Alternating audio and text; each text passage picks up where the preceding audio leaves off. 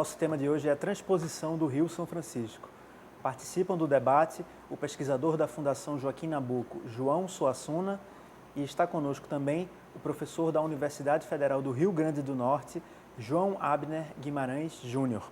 O público pode participar com comentários e perguntas para o e-mail opiniãotvu@gmail.com, pelo telefone 2126-7399, com o DDD 81, e também pelo Twitter, @opiniãope. A gente está hoje apresentando o programa ao vivo da Biblioteca Central da UFPE.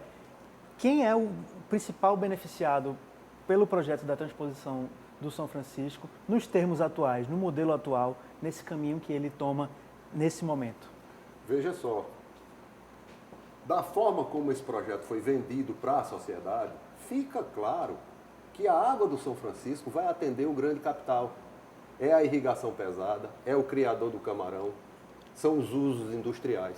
Está entendendo? Por quê? Porque a forma como essa água está sendo conduzida do São Francisco até o Setentrional, está sendo conduzida por canais que levam essa água em grandes volumes. Esses canais foram projetados para terem 25 metros de largura, 5 de profundidade, 700 quilômetros de extensão. Isso pode levar do São Francisco até 127 metros cúbicos por segundo. Isso, na prática, é um volume muito grande? Deixa eu lhe dizer. A cidade do Recife, a grande Recife, tem 3 milhões de habitantes. Certo. Recife demanda 15 metros cúbicos por segundo. O canal da transposição vai levar 127 metros cúbicos por segundo. É muita água, tá entendendo? Quase 10 vezes o volume. Posso fazer um comentário? Fica à vontade. 2 vezes o consumo da Grande São Paulo. Tá vendo? Só o eixo norte, que ele vai para o Ceará, né? Que o sistema Cantareiras é de 50 metros cúbicos por segundo. O eixo norte é de 99 metros cúbicos por segundo. Então, um volume de água Muito desse expressivo. é muito expressivo. Muito expressivo, porque o São Francisco já está apresentando limitações volumétricas. Atualmente, com essa seca que houve nos anos de 2012 e 2013, choveu abaixo da média na bacia do Rio São Francisco. A represa de Sobradinho, que no mês de abril deveria estar com 80%, 90% do seu volume preenchido, estava com 37% apenas. Então veja, para recuperar uma represa do porte da represa de Sobradinho, só tem um jeito, é fazer com que os volumes do São Francisco de entrada sejam maiores do que os de saída da represa, porque senão ela não ia recuperar nunca. A Chesf conseguiu uma autorização da ANA para retirar, para lançar de Sobradinho para o submédio e para o Baixo São Francisco, 1.100 metros cúbicos por segundo apenas, contrariando uma determinação do IBAMA. O IBAMA determinou que na foz do São Francisco teria que chegar necessariamente em 1.300 metros cúbicos por segundo, que é a vazão ecológica do rio, e está chegando somente 1.100. Quando o rio corre com 1.100 metros cúbicos por segundo, o peixe some. Esqueceram que tem 35 mil famílias registradas nos sindicatos de pesca do Vale do São Francisco. Porque ele vira como uma ducha, assim, Exatamente, né? O peixe não some. Antigamente se pegava surubim de 30, 40 quilos. Hoje, quando se pega um surubim de 5 quilos, é uma festa, tá entendendo? Tudo isso é um problema muito sério. Quando, por exemplo, o João Suassuna fala, é o grande capital, é o agronegócio, são os criadores de camarão, às vezes eu sinto falta de que a gente dê nome aos bois, no sentido de já existem projetos que pensam na região pós-transposição, já existe dinheiro, já existem empresas interessadas? Olha, eu acho que, na minha opinião, o Suassuna conhece também a minha opinião sobre isso, né? Eu acho que esse projeto, antes de mais nada, é um projeto político, de poder, certo? Esse projeto não foi à toa que o governo Lula e o governo Dilma embarcou nesse projeto, né? Com certeza foi o carro-chefe da eleição de Lula, o carro-chefe da eleição de Dilma. E por envolver as maiores empreiteiras que financiam também todos os políticos aqui da região, termina sendo também aceito por todos. Existe uma unanimidade política no Nordeste em relação a esse projeto. Então, os maiores beneficiários para mim são os políticos, né? Esse projeto vai ser um verdadeiro presente de grego, já está sendo, para o povo nordestino. Por que isso? Porque é um projeto que é inviável, tecnicamente, e é inviável ambientalmente, socialmente é inviável. Você tem ideia? O custo dessa água vai chegar custando 6 vezes mais cara lá no final do que aqui no Rio São Francisco. Existe estudo do governo que mostra a inviabilidade da maioria dos projetos de irrigação na beira do Rio São Francisco. Você imaginava essa água chegando a 500 quilômetros, 600 quilômetros do Rio São Francisco com um custo extraordinário. Aí, então você pensa assim, como é que o empresário defende essa obra? Eu acho que o empresário ele não defende a obra da transposição, do agronegócio. Simplesmente ele não pode ser contra esse projeto. Ele imagina que na época que a água estiver chegando, vai existir um mecanismo, um subsídio governamental que vai bancar esse custo dessa água. Isso está sendo já montado, quer dizer, no final das contas, os consumidores de água, todos os consumidores de água das grandes cidades, é quem vão pagar a água que vai ser destinada ao agronegócio. Outra coisa que eu vejo é o seguinte, essa água do São Francisco vai abastecer a maior represa do Nordeste, que é o açude do Castanhão, no Ceará. É um açude que tem 6 bilhões e 700 milhões de metros cúbicos d'água. 3 baías da Guanabara dentro desse açude. Para você ter uma ideia. Ele vai abastecer um açude. Que já está muito cheio. Exatamente. Agora veja, já existe um canal ligando a represa do Castanhão para o complexo de Pecém, que é um porto que tem lá próximo à Fortaleza. Muito bem. Sabe para quê? Primeiro, para atender às demandas do porto de Pecém. Estão construindo em Pecém uma siderúrgica, que é a Ceará Steel. Essa siderúrgica sozinha consome volumes equivalentes ao consumo de um município de 90 mil habitantes. Para isso, a água do São Francisco vai servir. Para abastecer o povo que precisa, essa população difusa que eu falo, que mora nos grotões, nos pés de serra, nos sítios, nos pequenos lugarejos, não vai chegar uma gota. Nenhum carro-pipa, João, deixará de ser contratado com a transposição do São Francisco. Continuaria tudo identicamente. Esse projeto, na verdade, é uma grande fraude. Ele não tem nada a ver com a seca. É um projeto que não tem nada a ver com a seca. Simplesmente transferir volumes de água do Rio São Francisco para as maiores barragens que tem no Ceará, em Pernambuco, ora, na Paraíba e também aqui em Pernambuco também. Então, não é um projeto de distribuição de água para a população. É um projeto de aumentar a concentração de água ociosa que já existe nesses estados. Uma coisa que o senhor fala desse uso político da transposição. Não deixa de ser curioso que é uma obra que, por exemplo, agora está orçada em 8,2 bilhões de reais, né? E que tende a ficar mais cara e que é feita pelas mesmas empreiteiras que financiam as grandes campanhas. Todas as empreiteiras, todas. Não tem nenhuma fora. Nenhuma empreiteira está fora da transposição. Nos lotes, então, eles estão distribuídos. Quer dizer, estiveram, que ele também, várias delas abandonaram a obra, né? Falando que estiveram na época da concorrência. Uma crítica comum à obra, e que eu vi na obra dos dois, é essa questão de ela reforçar a indústria da seca. De que forma ela reforça isso? Como é que isso funciona? Olha só, nós esperávamos que quando o governo federal inaugurou o açude Castanhão, que essa política de grandes obras de açudagem no Nordeste, que é o maior programa de açudagem do mundo, certo? Esse programa de açudagem começou no final do Império e se prolongou durante o século passado. E imaginava-se, em todos nós da área, que terminaria com a construção do Castanhão. Era o momento agora de desenvolver um programa para valorizar essa infraestrutura, distribuir, democratizar essa água, tornar essa água acessível.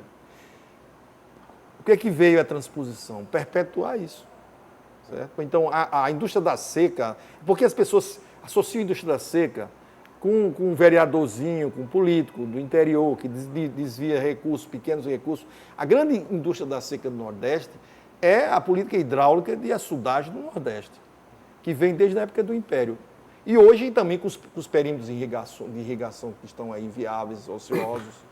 Então essa que é a grande indústria da seca. A transposição, ela vem potencializar enormemente essa indústria. Ela cria aquele objetivo de que quando a transposição for concluída, nossa situação vai melhorar. Isso. E ela não cria muita perspectiva de resolver essa situação. Pois né? Por outro lado, as frotas de caminhões-pipa não vão deixar de circular no Nordeste. Por que não? Com os problemas políticos que a gente sabe que existem nessa circulação desses caminhões. Vou te dar somente uma ideia. Certo.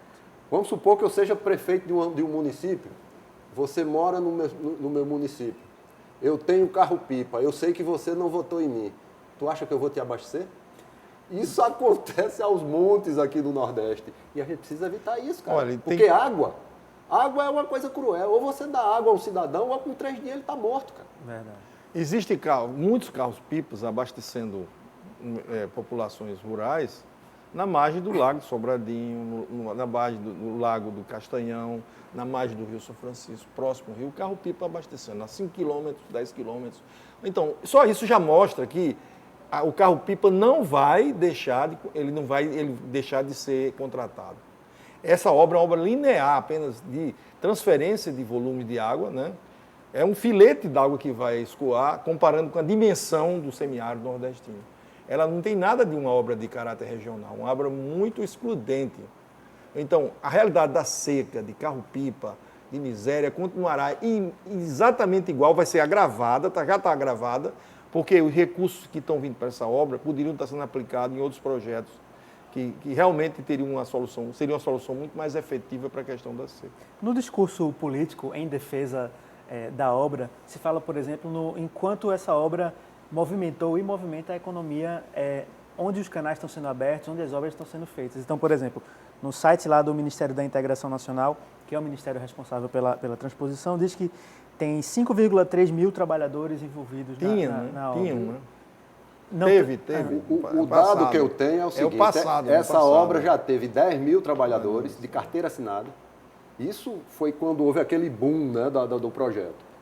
Hoje está com um pouco mais de 3, não tem esses 5 não, entendeu? Aí veja, o pessoal que investiu em montar restaurantes, escolas e não sei o quê, para atender esse povo que foi para lá trabalhar tá tudo passando necessidade, porque quebrou tudo, entendeu? Com a diminuição.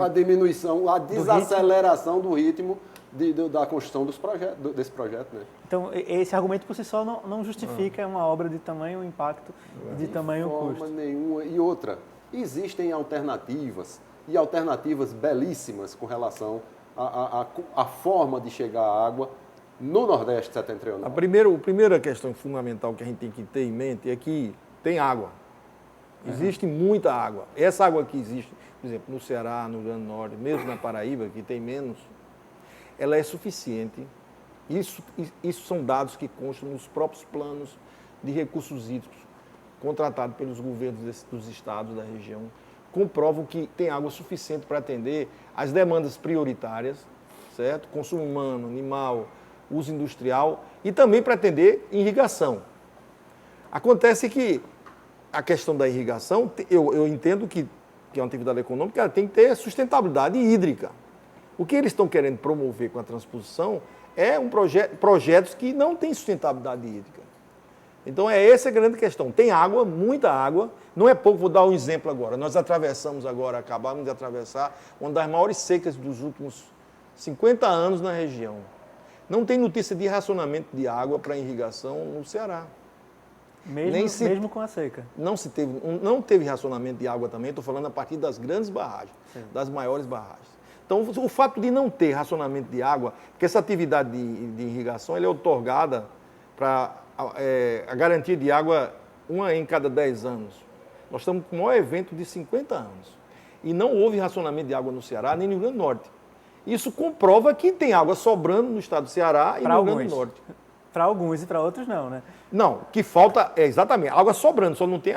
Para os grandes existe mecanismo de acesso, só para o pequeno não tem. A primeira experiência que se teve para se resolver de vez esse problema do abastecimento do povo aconteceu em agosto de 2004. A própria SBPC teve essa iniciativa. Em agosto de 2004, a SBPC promoveu aqui no Recife um encontro onde conseguiu reunir 40 dos principais expoentes da hidrologia nacional. Esse povo passou 3 dias aqui em Recife discutindo transposição de água entre grandes bacias hidrográficas. E foi um encontro internacional, porque veio muita gente da Europa mostrar a gente aqui as experiências de transposição existentes lá. Foi um encontro muito interessante. E desse encontro partiu uma proposta da SBPC. A SBPC, os técnicos da SBPC enxergaram as limitações do São Francisco com relação ao fornecimento de volumes para o atendimento das demandas do Nordeste. Vou te pedir licença Pois para a não. gente fazer o nosso intervalo e na volta você falar Perfeito. qual foi a solução Aham. oferecida pelo campo científico reunido aqui na Perfeito. SBPC. Perfeito. A gente chama o público a participar desse programa através dos nossos canais de sempre. O e-mail é opiniãotvu@gmail.com. O telefone é um novo telefone, já que a gente está aqui no campus da UFPE, é 2126-7399 e o DDD é 81 para quem vai ligar do interior do estado. E tem também o Twitter, que é @opiniãope. A gente volta em 2 minutos.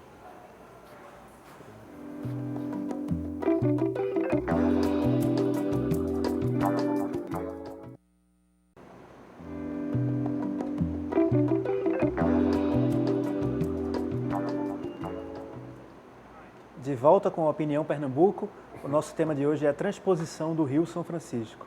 Participam do debate o pesquisador da Fundação Joaquim Nabuco, João Suassuna, e está conosco também o professor da Universidade Federal do Rio Grande do Norte, João Abner Guimarães Júnior. O público pode participar com comentários e perguntas para o e-mail opiniãotvu@gmail.com, pelo telefone 2126-7399, com o DDD 81, e também pelo Twitter, @opiniãope. A gente está hoje apresentando o programa ao vivo da Biblioteca Central da UFPE, devido à ocorrência aqui do encontro da Sociedade Brasileira para o Progresso da Ciência, a SBPC.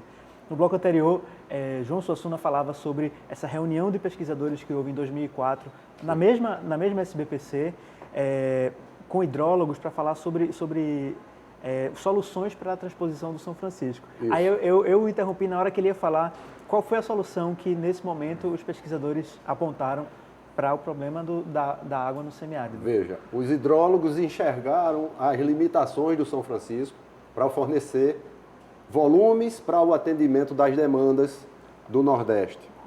Mas, diante de um potencial hídrico enorme que nós temos na região, conforme o Abner colocou aqui, os hidrólogos fizeram uma proposta, que o Nordeste teria que construir uma infraestrutura hídrica que partisse de jusante, ou seja, do setentrional, para montante, para a bacia exportadora de água do São Francisco, para ir atrás das águas que já existem. Então tem que se ir buscar as águas de represas, de poço e tal. Isso tem que ser feito. Tá? Depois se faria uma avaliação de necessidades e, mediante essa avaliação, se iria ou não buscar a água do São Francisco. Então, a água do Nordeste, que já existe, seria a proposta de abastecimento prioritário. E a água do São Francisco deveria ser encarada como um abastecimento complementar. Isso consta num relatório e está no portal da SBPC, esse relatório. Uma das críticas em relação à obra é em relação a certas obras que têm que ser feitas dentro dela e que, por exemplo, um túnel de 15 quilômetros de profundidade, que não existe nenhum na América Latina, e pontos assim que são muito caros e que eu acho que talvez a engenharia ainda tenha uma certa dificuldade em fazê-los em condições favoráveis. É possível falar, por exemplo, nesse prazo que o Ministério da Integração Nacional coloca de até 2015, essa obra estar concluída? Na avaliação de vocês, eu queria ouvir primeiro o professor Abner. Eu acho que tão cedo essa obra não termina porque, como eu falei anteriormente, ela é uma obra linear. Ela, para ela entrar em operação, entrar em operação, ela tem que estar toda pronta. Por exemplo, o calendário da obra, o cronograma, foi totalmente invertido. Eles deveriam ter começado, por exemplo, os itens que demoram mais, por exemplo, que são esses túneis, são mais de 30 quilômetros de túneis. Tem um deles com CAS 1 com 15 e outro, com CAS 2 com 5 quilômetros. O maior túnel da América do Sul tem 7 quilômetros. Quer dizer, esses túneis estão sendo escavados em rocha granítica, né? É um avanço muito lento. Eles podem demorar uma década. Então, para mim... Mas o cara que fez o projeto da transposição, ele sabia que tinha essa rocha lá. É. E que o túnel ia ter que... Com certeza. furar. Eu acho que o mais grave foi quem autorizou o cronograma, não foi quem fez o projeto, certo? Eu acho que isso é caso inclusive, de polícia, né? Existe um TCU, eu acho que jamais deveria ter sido autorizado a concretagem dos canais. Os canais, você imagina, são 700 quilômetros de canais, 600 quilômetros de canais. Você imaginar, você expor, né, um canal desse, que é uma obra de terra, com um pequeno revestimento, uma placa de concreto de 5 centímetros, e essa placa fica exposta ao sol do sertão, uma variação térmica muito grande, isso durante, pode dar uma década. O último item que deveria ter sido executado eram os canais. Só que precisava dos canais para fazer publicidade. Então houve um crime eleitoral aí. Também, eu acho, no campo da probidade administrativa, o governo usou e abusou das imagens dos canais na campanha política. Esses canais não poderiam jamais ter sido autorizados esse cronograma iniciar pelos canais. Porque ele tem que estar coberto pela água. Pela água, Para que ele possa ser preservado. Exatamente. As bombas, agora é que estão começando a ser instaladas as bombas. E os canais já estão feitos há 2 anos. Isso é um crime para mim. Deveria ser denunciado isso. E veja só uma coisa. Em 2009, eu estava na Paraíba e tive acesso a um jornal local de lá que tinha a seguinte manchete: a Paraíba vai contar com a água do São Francisco em 2010. Isso foi motivo de eu escrever um texto no outro dia, dizendo que isso era uma pura ilusão. Um projeto dessa envergadura, no mundo todo,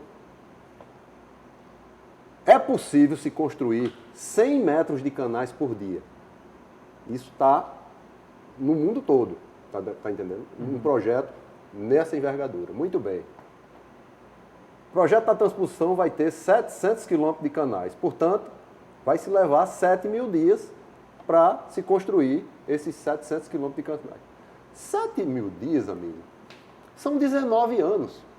Como é possível se constar num cronograma... Sem sábado, domingo e feriado, como é possível se constar num cronograma de construção de um projeto a ser construído em 2 anos apenas? Querem enganar a quem, cara? Tem também um aspecto bem polêmico da obra da transposição, que é a questão ambiental, né? O senhor já escreveu muito sobre isso, né? Sobre o processo de desertificação que já existe na Caatinga, na região do semiárido, e de como as obras e o processo de transposição podem acentuar esse processo. Como é que isso funciona? Veja só, eu tenho muita preocupação com relação à questão da salinização dos solos. Um tempo desse aí, eu fui convidado pela Universidade Federal de Campina Grande para fazer uma palestra em Cajazeiras. A Universidade Federal de Campina Grande tem um campus avançado em Cajazeiras. Tem um curso lá de geografia, uma coisa assim. E eles estavam numa semana de geografia e me chamaram para fazer uma palestra sobre a transposição de São Francisco. E eu fui para conversar sobre essas conversas que a gente está tendo aqui. Muito bem. E lá a universidade me proporcionou uma ida para o canteiro de obra que fica em São José de Piranhas, exatamente no local por onde estão construindo esse túnel de 15 quilômetros que o Abner colocou aqui. Eu tinha um interesse muito grande em visitar a obra e tinha interesse em conversar com o povo, para saber como é que eles estavam achando, qual a ideia deles da chegada da água do São Francisco lá. E eu fui lá. Cheguei e conversei com um cidadão. Eu disse, me diga uma coisa, como é que o senhor está vendo a água do São Francisco chegar aqui na sua propriedade? Ele disse, olha, doutor, quem tem água tem tudo. Eu digo, homem, vá com calma, não é bem assim. Não é bem assim. Ele disse, doutor, veja só uma coisa. O senhor está vendo aqui o baixio da frente da minha propriedade? Eu disse, estou. Ele disse, era aqui que eu produzia os meus alimentos. Era feijão, era milho, olha que eu produzia aqui, que só aqui nesse baixio. Eu digo, sim, e aí? Ele disse, vão construir uma represa no meu baixio para pegar a água que vem daquele túnel. Aí eu digo, eita, submergiu a área fértil da propriedade do rapaz, do cidadão. Está ali, debaixo d'água, né? Ele disse, você indenizado, vou comprar um conjunto de irrigação, vou botar nessa represa senhor está vendo aquela área ali em cima? Aí eu digo, tô. Aí ele disse, vou puxar água dessa represa, vou levar lá para cima. O que eu produzia aqui, eu vou produzir lá em cima irrigado. Eu digo, homem, não é desse jeito, rapaz. Ele disse, doutor. Eu digo, sabe o que é que vai acontecer com esse cidadão? Ele investiu, gastou um dinheiro. Quando eu bati o olho do solo do rapaz, solo litólico, a presença de pedra, tá entendendo? Cristalina, a geologia cristalina, quer dizer, os solos são rasos. O que é que vai acontecer com esse cidadão? Ele vai investir, vai levar água para um setor da propriedade dele que drenar essa água vai ser muito difícil, vai ser complicado, é uma operação difícil de fazer. Deve consumir muita energia Isso. também, né? Assistência técnica, zero. Ele vai fazer isso da cabeça dele. Então, naquela região da Paraíba que tem uma insolação muito acentuada, evapora a água de uma forma muito intensa. E a água evapora, mas os sais contidos na água, não. Então, vai acontecer o seguinte, ele não vai tirar esse sal de lá através da drenagem, porque é uma operação difícil, e vai acumular esses sais assim de uma forma cumulativa mesmo, né? E então essa ele água não é vai, apropriada para a agricultura. Exato, ele vai salinizar o solo dele e aquela área da propriedade dele vai se tornar um deserto, cara. Isso vai ser uma constante durante todo o percurso dos canais. O João está tocando uma questão muito importante. Quando as pessoas falam da transposição de São Francisco, se associa só com os canais. Os canais são 600 quilômetros, 400 do eixo norte e 200 do eixo leste, certo? É o trecho de transposição, provavelmente dita. A água vem do São Francisco e é bombeado para a cabeceira dos rios, né? Por exemplo, o Jaguaribe, no Ceará, o Piranha-Açu, na Paraíba, Rio Grande do Norte e o Paraíba. A partir do momento que essa água vai cair, como ele falou lá, desse mesmo cenário que ele falou lá, a água vai cair, ela vai escoar em leitos de rios da região. Então, um canal, o governo vai poder cercar o canal, né? Controlar a água. O problema mais sério vai ser como gerir essa água no leito desses rios. Para você ter ideia, a água que vai para o Rio Grande do Norte, ela vai escoar em 200 quilômetros do leito do rio Piranha-Açu, na Paraíba, para chegar no Rio Grande do Norte. Só que esse rio tem proprietários, como ele falou, semelhante a esse, numa margem na outra, e tem prática de utilização dessa água. Para você ter ideia, eu digo sempre que existem dois projetos de transposição, um real e um imaginário. O projeto real de transposição para o Rio Grande do Norte, que é aprovado, definido por todos os políticos da região, representa apenas 2,2 metros cúbicos por segundo, chegando na fronteira do Rio Grande do Norte. Pra você ter ideia, essa água vai para a barragem Armando Ribeiro Gonçalves, que é a segunda maior barragem do Nordeste, tem uma comporta aberta, sempre liberando 6 vezes mais do que esses 2 que ela vai receber. E esses 2 vai circular pelo interior da Paraíba, no Rio Piranhas.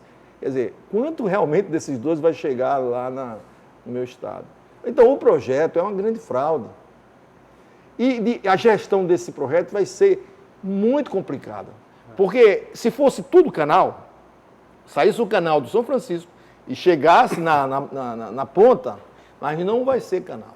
Essa água vai escoar em leitos de rios que normalmente são rios intermitentes, secos. Ou seja, o canal leva para o rio e o rio que já está lá faz esse trabalho sozinho. Pelo menos verdade, o projeto original, ele acredita que o rio sozinho vai resolver. Não, ele acredita que os governos estaduais vão gerir essa água, que vai impedir que as pessoas cheguem lá e utilizem essas águas, né? O que vai assegurar que vai chegar a 2 metros cúbicos por segundo na fronteira do Rio Grande do Norte? E sem contar que esse trecho que vai receber as águas do Piranhas, lá no Rio Grande do Norte, já é um trecho perenizado há décadas. Existe uma grande barragem na Paraíba, chama-se Corema Mãe d'Água, que tem uma pequena central hidrelétrica que perenizou o rio. E hoje perenizar mantém ele todo o tempo com água. A quantidade de água que circula hoje no rio Piranha-Açu é equivalente à que vai chegar pela transposição de São Francisco. Então, as pessoas que moram nas margens desses rios não vão notar nenhuma diferença. Então, é por isso que eu falei que nenhum carro-pipa vai deixar de ser contratado. Porque o problema realmente, que é isso que eu acho que a gente deve insistir, eu gostaria de ter um tempo para a gente falar sobre isso. Temos. Que então, qual é o problema? Colocar o foco no problema real. e identificar aquela solução mais adequada para aquele problema. E qual é o problema real? Não, o problema real, que que todo mundo enxerga quando tem uma seca, é o abastecimento rural. Humano, principalmente, e também animal. Que esse é facilmente resolvido. Por quê? Porque, primeiro, que hoje você tem uma cobertura do abastecimento urbano no semiárido nordestino é de 92%. 92% das cidades, das sedes municipais, são abastecidas. Em média, hoje, você tem 70% da população morando na cidade, 30% no campo. Como consumidor rural, ele consome 30% do consumo urbano, pois nós estamos falando em aumentar em 10% apenas a água que hoje é fornecida para a população urbana. Então, como fazer isso? Com adutoras. Eu já mostrei, comprovei que você, com um investimento, a metade por exemplo, do programa Luz para Todos, hoje você tem em todas as casas de todos os camponeses do Nordeste, você tem energia. Esse custo saiu a R$1.000 por habitante. Você consegue, com R$500, você entregar água para as pessoas.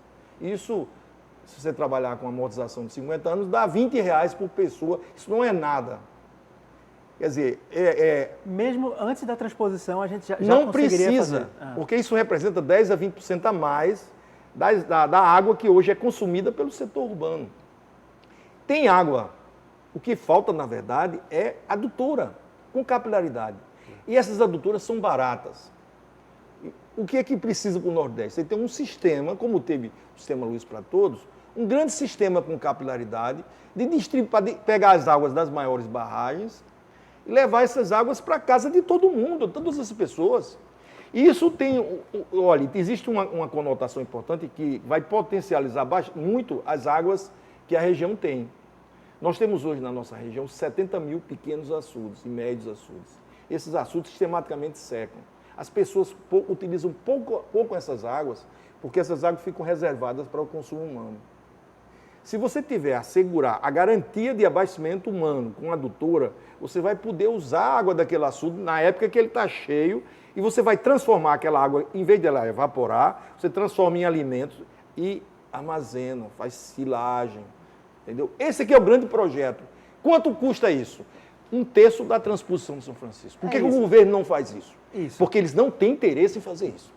Porque o compromisso dos governantes nossos é com as grandes empreiteiras e as grandes empreiteiras não querem esse projeto. Não é interessante do ponto de vista dos lucros que se pode obter. Porque essas obras são obras pequenas, vão ser feitas por pequenas empresas. O senhor, na fala do senhor, fica muito claro de que o problema da água é a concentração, né? Ela está concentrada na mão de poucos, de elites políticas rurais ou urbanas na região do semiárido. Uma coisa que me preocupa é a questão da estrutura fundiária, né? O Brasil tem um problema histórico de muitas terras concentradas nas mãos de poucas pessoas.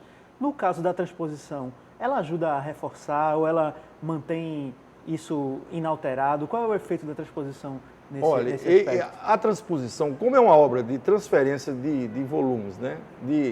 O que a transposição ela vai fazer é aumentar o estoque de água ociosa, um estoque ocioso de água nas maiores barragens da região. Apenas 9 grandes barragens vão receber as águas da transposição, certo? De 400 barragens públicas de grande porte, apenas 9, que são as maiores. Então, o que vai acontecer é um aumento do estoque ocioso. Então, vai manter a mesma estrutura que você tem hoje, não tem mudança nenhuma. Para mim, a questão política é mais importante porque esse dinheiro da transposição está financiando a perpetuação dos grupos políticos que hoje da região.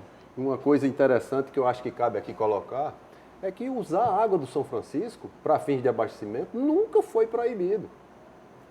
Coube ao Comitê da Bacia do Rio São Francisco elaborar o plano decenal de uso das águas do rio para fins de transposição.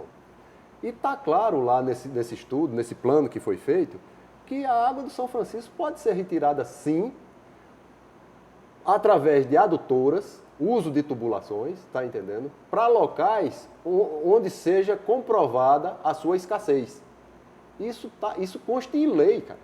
Mas só que isso feriu frontalmente as expectativas dos governantes. Não querem isso, porque eles querem utilizar não para abastecimento humano, eles querem utilizar também para irrigação e para outros fins, tá? E aí, no caso de Pernambuco, é uma coisa interessante. Pernambuco tem 500 quilômetros de fronteira molhada com o São Francisco. 500. E já existem exemplos interessantíssimos. Já existe uma adutora em Pernambuco, tirando água do São Francisco, do município de Orocó, e essa água já está chegando em Araripina. 180 quilômetros em linha reta. Água do São Francisco. E nesse percurso, sai abastecendo um meio mundo de municípios. Salgueiro bebe água do São Francisco através de adutoras. E esse projeto, já que querem tirar a água do São Francisco, deveria ser feito por adutoras e não por esses canais faraônicos que estão aí, né? A gente está no final desse bloco do meio, desse segundo bloco, e a gente já tem algumas perguntas do público. Nesse bloco, acho que a gente só vai ter tempo para uma delas, que é a de Alexandre, do bairro de Afogados. Ele pergunta por que não se faz a transposição do rio Tocantins ao invés do rio São Francisco, já que o volume de água é muito maior. Eu tomo carona. É o mesmo modelo. É o mesmo modelo. Para quê? Porque, veja só, não precisa. Para que fazer transposição do Tocantins se não precisa de água? Tem água sobrando. O Ceará tem hoje. Um exemplo que eu coloquei agora, nós atravessamos a segunda maior seca do século, né? Uhum. E não se fez racionamento de água no Ceará. Então não precisa de transposição do São Francisco, nem precisa de transposição, muito menos do Tocantins. A gente vai fazer o nosso segundo intervalo. A gente chama o público novamente a participar desse programa com comentários e perguntas para o e-mail opiniãotvu@gmail.com, também pelo telefone 2126-7399 com o DDD 81 e também pelo Twitter @opiniãope. A gente volta em 2 minutos.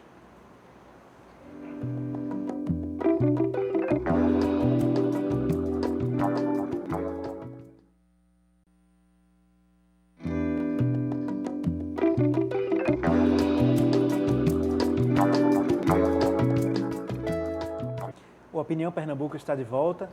Nosso tema de hoje é a transposição do Rio São Francisco e ainda dá tempo de participar com comentário e pergunta para o e-mail opiniãotvu@gmail.com, pelo telefone 2126-7399, o DDD é 81, e também pelo Twitter @opiniãope. Queria, nesse nosso último bloco, trazer um pouco da participação do público para essa nossa conversa. Tem o comentário de Erivan, que é de Caruaru. É bom saber que nosso sinal está chegando também lá no interior do estado, na cidade de Caruaru, através da TV Pernambuco. Ele faz uma pergunta para o senhor, diz, na verdade um comentário: não sou favorável à transposição, pois é uma destruição da natureza. Concordo com o bispo de Petrolina, que fez greve de fome, aquele caso de alguns anos atrás, do bispo que fez essa greve de fome para, enfim, se manifestar contra o projeto. Parece que a greve de fome dele não fez muito efeito, né? Verdade. Não, acho que fez um grande efeito, sabia? Serviu para, pelo menos, internacionalizar no mínimo isso, fora a mobilização social que aconteceu em torno disso, né?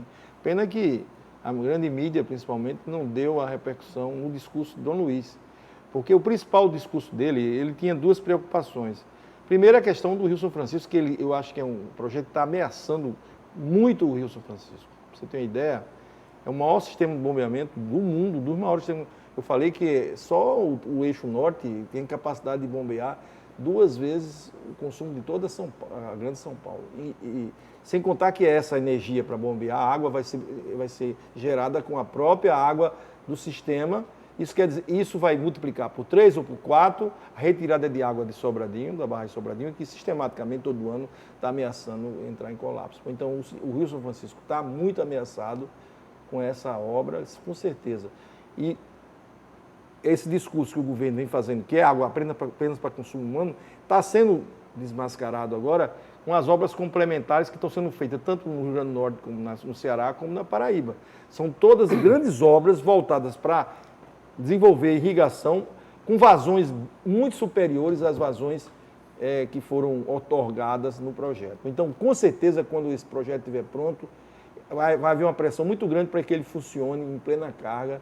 E o Rio não tem capacidade. Mas a maior preocupação que o Dom Luiz tinha era a consciência que ele tinha que esse projeto não tinha link nenhum com a questão social do Nordeste, que não era um projeto voltado para a problemática da seca da região. Eu havia ficado muito animado, porque em dezembro de 2006, a Agência Nacional de Águas, a ANA, editou o Atlas Nordeste de Abastecimento Urbano de Água. Um projeto muito assim, levando em consideração as propostas elencadas pelos técnicos da SBPC, indo atrás das águas que já existem no Nordeste, através de adução de água para abastecimento do povo. Agora veja, esse projeto custa hoje menos da metade do que está sendo orçado no projeto da transposição de São Francisco e tem uma abrangência social muito maior. É um projeto que visa o abastecimento de 34 milhões de pessoas, esse Atlas Nordeste. A transposição visa o abastecimento de 12 milhões. Quando foram levar esses projetos para o PAC, financiar, deram prioridade ao projeto mais caro, cara. Isso é uma coisa de doer. E que beneficia menos gente. Menos gente. Aí a gente fica se perguntando, por que isso? Eu sei a razão. 8,3 bilhões de reais, elege um presidente da República, ele ainda bota a vice dele. Isso aconteceu no nosso país. Tem o comentário de Ricardo Andrade, do município de Jaboatão dos Guararapes. Ele diz, acredito que o canal que vai ser construído pelo governo, na verdade alguns canais já foram construídos, né? Deve ser usado para levar água para outras regiões também. O São Francisco aguenta que outras regiões sejam abastecidas? Já tem novos projetos já, né? Tem um projeto de um canal para a Bahia também, né? Mas a grande questão é quanto de água efetivamente vai circular nesses canais. Né? Porque o governo, para conseguir aprovar o projeto e vincular com a questão do abastecimento humano, ele pediu um outorga apenas de 1/4 da capacidade do sistema. O que eu estou questionando é que as obras complementares que estão sendo feitas agora na Paraíba, no Rio Grande do Norte do Ceará, eles estão contando com a capacidade plena da transposição. E veja uma coisa, está circulando aí uma informação de que vão tirar água de Sobradinho para irrigar 160 mil hectares no extremo oeste de Pernambuco. 85 mil hectares dos quais com cana-de-açúcar. Quer dizer, vão plantar cana-de-açúcar na região semiárida com a água do São Francisco. O Rio São Francisco está muito ameaçado.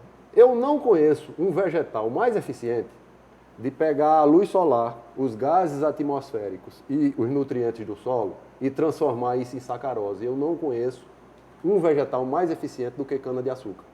Agora, para fazer isso, meu amigo, precisa de muita água. E o São Francisco já está limitado. Não vai ter, fisicamente, não vai ter condição alguma de fornecer essa água para isso.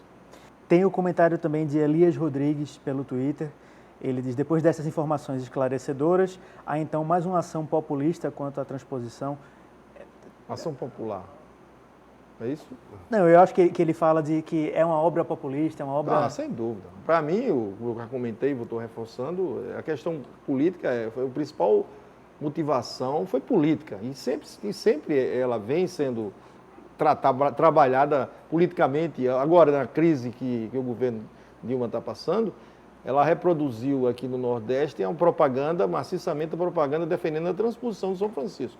Então, a transposição do São Francisco é o carro-chefe político do atual governo. Outra coisa, eu trabalho na Fundação Joaquim Nabuco, uma instituição que em 2002 abriu as portas para os candidatos, na época que estava havendo a campanha presidencial, colocarem os seus programas de governo. Lula, na época, foi o mais sensato deles. Chegou e disse, olha, no meu governo a gente vai ter que negociar muitas coisas. Esse projeto da transposição é um projeto polêmico, então vamos ter que discutir bastante a respeito disso. Aí o homem é eleito, 15 dias depois ele disse, faço a transposição, nem que seja com a lata d'água na cabeça. Quer dizer, é uma coisa que a gente não entende isso, rapaz. Jailson Batista, também de Jaboatão dos Guararapes, diz, ele tem uma posição crítica à posição dos professores. Conversa de intelectual é muito bonita, a realidade é outra. Tenho família que reside em Petrolina e estão felizes com a transposição. Essa obra vai favorecer grandes latifúndios, é verdade, mas também vai favorecer os pequenos. Lula fez o que os outros não fizeram. Veja só, eu não entendo por que... Eu até aceito, não, e até agradeço a solidariedade do nosso conterrâneo aqui de Petrolina com nós, moradores do Rio Grande do Norte da Paraíba. Né? Acho até que ele está equivocado. Mas o que eu poderia dizer para essa pessoa é que, infelizmente, essa é a realidade. Quem está falando aqui é um professor sertanejo, sou filho de agricultor, sou hidrólogo, sou projetista, eu tenho 35 anos de estudo na área de... Trabalhei com irrigação, fiz doutorado em irrigação. É a minha palavra, certo? Infelizmente, essa é a realidade. Esse projeto, ele não é voltado para o pequeno. Muitos terão acesso a essa água. Então, em contrapartida, existem muitas outras alternativas, muito mais baratas, que, se o governo adotar, o resultado será muito maior, melhor. Severino de Abreu e Lima diz que o projeto da transposição é somente para os interesses dos empreiteiros. Pergunta se João Suassuna pensa dessa forma também. E tem um comentário interessante também de André Ferreira, que mandou por e-mail, parabeniza o programa, os convidados, e diz: apesar dos evidentes erros de planejamento e gestão do projeto e do falho caráter social abordado, será que não é possível retirar nenhuma boa experiência ou qualquer outro aspecto positivo do projeto? E aí eu tomo carona na pergunta dele para perguntar: e agora que a obra está em curso, como é que a gente transforma isso em alguma coisa positiva? Eu acho que, primeiro, essa obra tem que ser concluída. Certo? A minha preocupação maior agora, nesse momento, é que essa obra tem que ser concluída. Agora, nós estamos vivendo hoje o pior cenário, é que não existe perspectiva de conclusão dessa obra, certo? As empreiteiras abandonaram, o governo está duplicando o orçamento, não é isso, dessa obra, e ao mesmo tempo que essa obra não é concluída, já começam novos projetos que são desdobramento da transposição para funcionar com a transposição, que já somam mais do que a própria transposição, certo? Projetos com a mesma marca da inviabilidade, da insustentabilidade, da fraude técnica. Está sendo realizado na Paraíba, para você ter uma ideia, o eixo leste, que era muitas pessoas, até mesmo no meu caso também, nós defendíamos que o eixo leste deveria ser analisado separadamente do eixo norte, porque o eixo leste tinha uma conotação muito mais social, porque 70% das suas águas ia para consumo humano, atender, por exemplo, cidades como Campina Grande, certo? Caruaru, aqui em Pernambuco. Então, imaginávamos que o eixo leste era aceitável. Só que hoje, por exemplo, o governo da Paraíba está anunciando uma obra, o governo federal, junto com o governo da Paraíba, uma obra de R$1 bilhão para levar as águas da transposição para o litoral da Paraíba, para reforçar o sistema, a cana-de-açúcar no brejo da Paraíba. Quer dizer, todas aquelas denúncias que outras pessoas faziam, que mesmo o eixo leste tinha os mesmos vícios do eixo norte, que era água para o agronegócio, está se confirmando hoje com essa obra que o governo federal já anunciou, já licitou. Legalmente falando, é possível você recalcular aquilo que foi contratado em até 25%. Consta na lei das licitações isso aí.